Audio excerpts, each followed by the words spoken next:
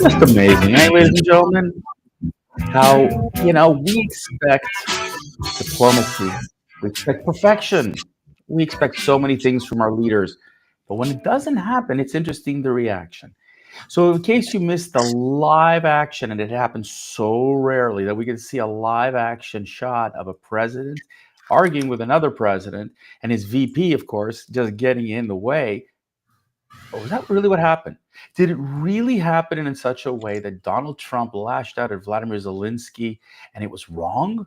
Because if you listen to all the other media and other politicians, including UK Prime Minister Sturmer, who was just in Washington last week, Donald Trump was in the wrong. Or was he? Welcome back, ladies and gentlemen, to the Rant Network. I'm David Tallman. He is Stuart Bisgell. We are the tag team called the Rant Network. We do this every Monday, Wednesday, Friday, noon Eastern, where we go unedited, uncensored, unfiltered, and totally unapologetic on conversations that cover a wide range of topics. The news, the pop culture, the politics, and so much more. That is what we dive into. So sit back and relax as we get into our diverse perspective, our honest opinions, and these are ours. I mean, I've had people comment to me going, "What are you doing?" Right? These are our opinions. This is a podcast. You want to listen and join? Please do. You want to comment? Please do. Because this is all about absurdities of life and what we call the deeper issues of society. So sit back today. Because, it's interesting, Stuart, as I watched parts of the live, I caught it like in a distance and didn't really realize what was going on because I came in late. And I was going, my God, what happened?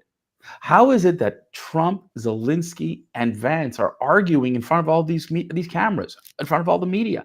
And I just sat there in bewilderment until I went back to the beginning and realized, Zelensky, he did a great job. He did a great job. Stuart, what do you think about what happened last week in the Oval? Well, let me put it like this. You don't go to the President of the United States and make demands. Whether you're Joe Biden, who forgot about it already, Obama, who never really cared, or any of the Bushes or Clintons or anyone. You just don't go into the President of the United States office and make demands. It is just simply the dumbest thing you could possibly do. Now, when you're talking about anyone saying there needs to be peace and needs to understand what is actually at stake and what is the probability, the rate of success of this war, there's no doubt the Ukrainians fight valiantly, no question about it. So did the Taliban. They got Russia, right? Their sheer desire to win got Russia in the 80s out of Afghanistan. Bunch of towel heads, I believe they were called. But this war is complicated. And I don't think the world yet has a freaking clue what it's about. And David, you and I touched upon this way back in the beginning, before the war even happened. But I want to throw a map on, care of my Reuters terminal. And I want you to take a look at these overlay colors of what they are.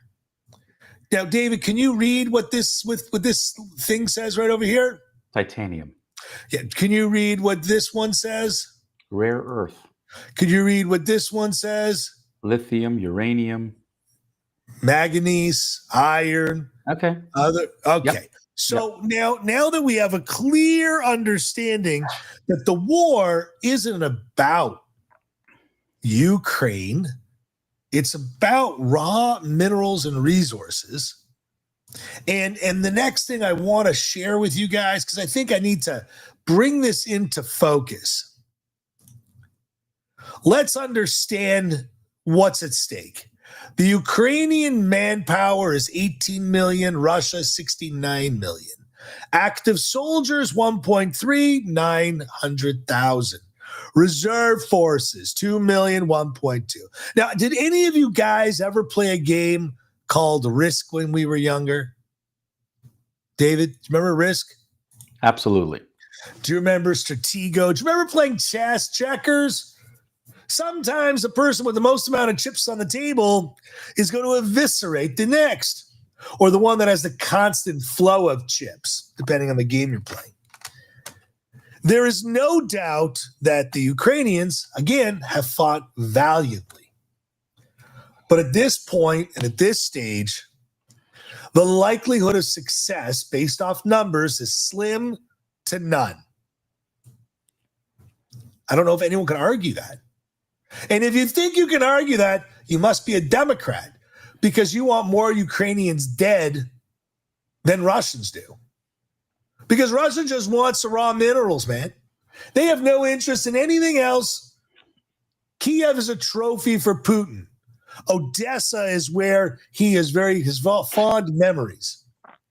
But to go on the world stage and try and make dictation to the president, vice president, in the most public forum in the world, to try and jump the president and the American people, isn't very wise.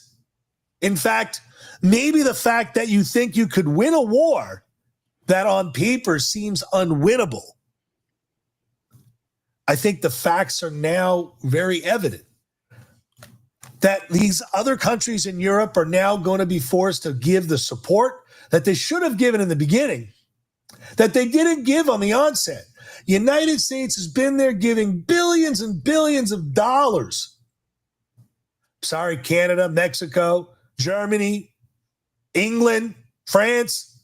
They gave money, but a little pittance to what the U.S. government has contributed to this war.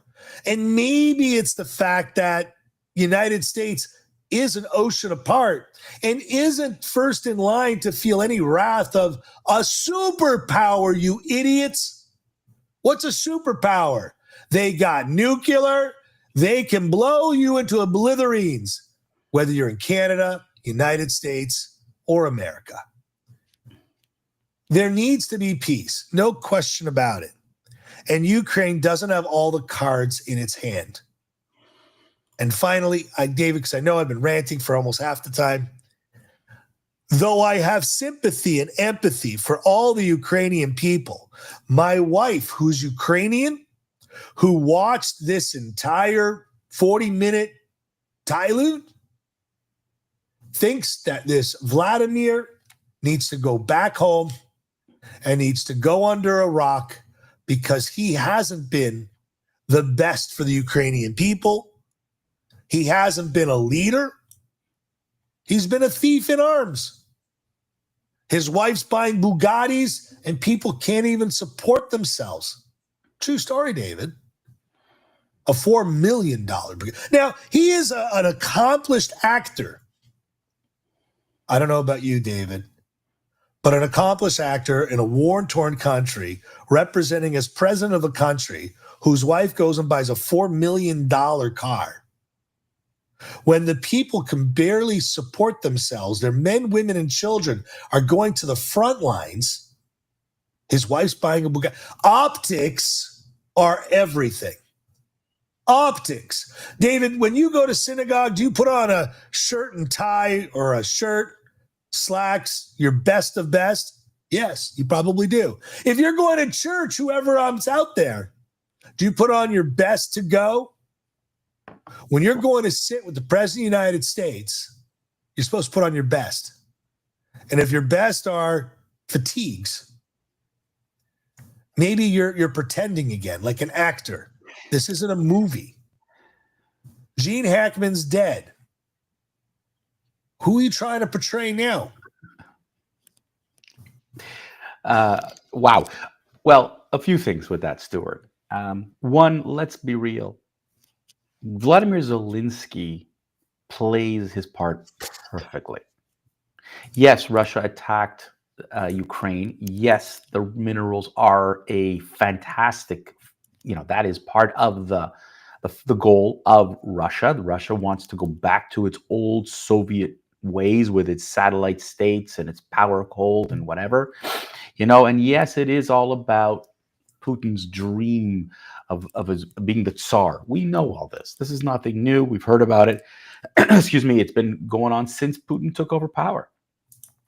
But here's the thing, Stuart, and I hope while you're clicking away there looking for more facts and figures, here's the thing that people don't realize about Volodymyr Zelensky is Zelensky went and played the cards perfectly. Let me remind everybody, Ukraine is not part of NATO. Ukraine came to Europe and the United States asking for help. A president who was already the mafia don, who was already tied into Barista, who was already tied into Ukraine, who's already had something there. And Zelensky milked Biden for all it's worth. But people also forget that in 2022, Biden blew up at Zelensky. Oh, but that doesn't matter because it's a Democrat. People forget, Stuart, that Zelensky, while on tour asking for arms and money, shredded Israel, who was caught between a rock and a hard place in a war, shredded Israel because Ukraine suddenly lost its center point of focus in the world. What? So the question becomes, here is Biden who says, here's more arms. Europe says, here's more arms, and go out and fight. And that's what Zelensky wants. He wants to fight. But he doesn't want to negotiate, Stuart. And I think that this is something that Trump has said to him. He said, it's interesting because Trump has said the same thing to Netanyahu. We need to negotiate. We need to settle. We need to finish. We need to come to some resolution. And while the media wants to paint Donald Trump as, of course, a Putin puppet, because all dictators get together. They have the protocols. All the dictators, they get together. They have their little secret conversation, and they go out and they do what they want because that's all they call Trump. But when you listen carefully, Zelensky was a guest at the White House. Zelensky was asked a question, and although many, many, many, many leaders have come to the White House, let me remind everybody of the way Kamala Harris treated Benjamin Netanyahu just a scant year ago, less than a year ago, when, if you recall, he was in Washington and she said she couldn't be bothered. She went to some sorority event. No flack on that. That was not bad diplomacy. No, that was, guess what they said? That was Kamala Harris teaching Netanyahu a lesson. Donald Trump and J.D. Vance taught Zelensky a lesson. Now, John Fetterman, by the way, dresses up in sweatshirts. So the fact that Zelensky showed up at the Oval Office the way he did, hey, it's on him. That, my friend, is his dress code. By the way, Yasser Arafat also showed up at the White House wearing a keffiyeh. He went to the United Nations brandishing a gun. So we are not in a world today where people really simply care. It's their look that matters. And Zelensky's look is all that matters. Now, folks, I have not said one word about right and wrong. I was talking about what occurred and how it occurred. Should Trump and Vance jump down Zelensky's throat? You know what, dude? You got hundreds of billions of dollars. And at what point do you say, these are my friends and we will talk? And you keep your mouth shut, and in private, you talk. The old expression, don't air your dirty laundry in public? Zelensky opened it up. Should Trump and Vance continued? Maybe. But Zelensky realized well into this press conference, he blew his game. He played a card he shouldn't have played. He lost a game. So he runs to the UK, pretends nothing happens. And as of this morning, now Zelensky's saying, I'm ready to sign a trade deal, but I need those reassurances, those security reassurances. He ran to Europe, who can't protect him. He ran to Sturmer, and Macron, who can't protect him. And Prime Minister Trudeau is there, who can't protect him. And all these people can't protect Zelensky without the United States. So hat in hand, you got to come back, Mr. Zelensky, and try again because you blew it.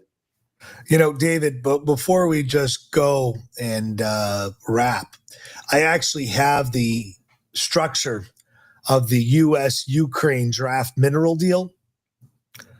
And in that mineral deal has for security guarantees. The U.S. government will support Ukraine's efforts to obtain security guarantees needed to establish lasting peace.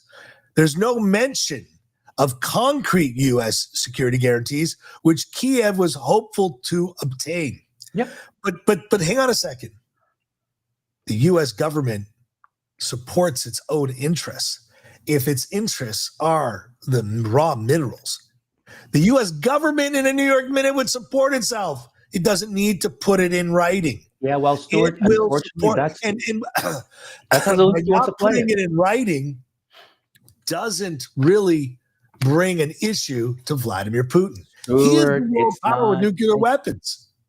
It doesn't make a difference. And listen, well, let's wrap it up like this. If CNN, MSNBC, ABC, BBC, all the rest of these stations would get off their Trump derangement syndrome and report the news properly, it would be amazing how you would be spewing Zelensky.